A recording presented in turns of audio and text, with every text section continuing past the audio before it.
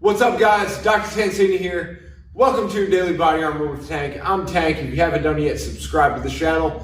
Make sure that you never miss a way to bulletproof your body and be your absolute best.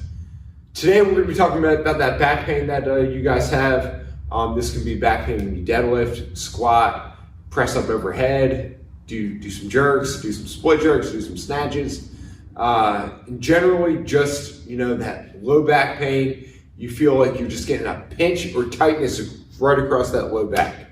Now, that's often due to you not being very good at bracing the midline and creating a nice, stable foundation for your hips, your shoulders to actually be strong on. When we don't have that nice, stable foundation, we get a lot of compensation. We tend to get overarched and overextended through the back. This creates excessive back tightness, excessive compression through that spine, can show as people's glutes not firing.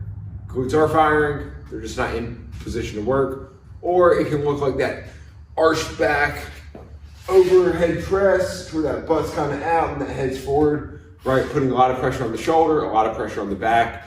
And a very easy, effective way to fix it is let's start with that midline. So we're gonna be going over the dead bug today. Now, the dead bug, has roots of like a hollow body hold or a position. The two somewhat overlap. So as we move through this, I want you to think about really getting super hollow through that midline, okay? So we're gonna show you 3 different levels of this today. First one is just gonna be an isometric hold. So the knees come up, you're bent 90 degrees at the hip, 90 degrees at the knee.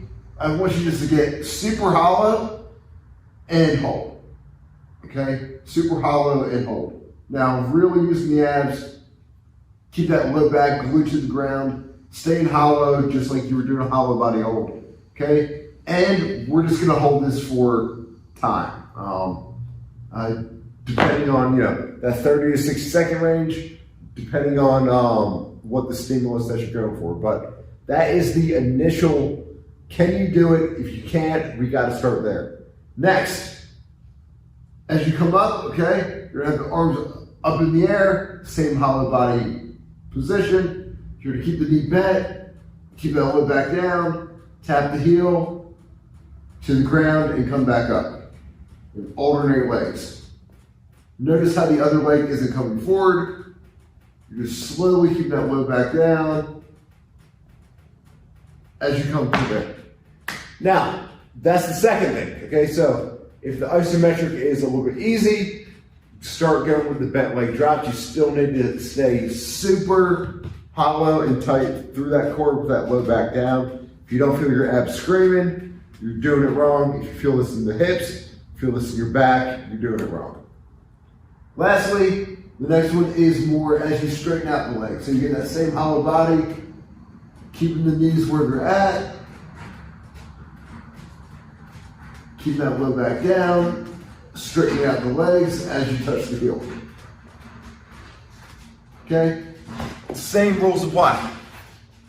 Super tight through the middle line, keep that low back down, keep that hollow body position.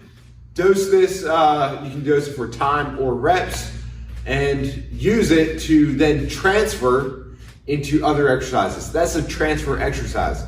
It's not going to be an end-all be-all to fixing all of your of the movement, and that's unfortunately where a lot of people keep it.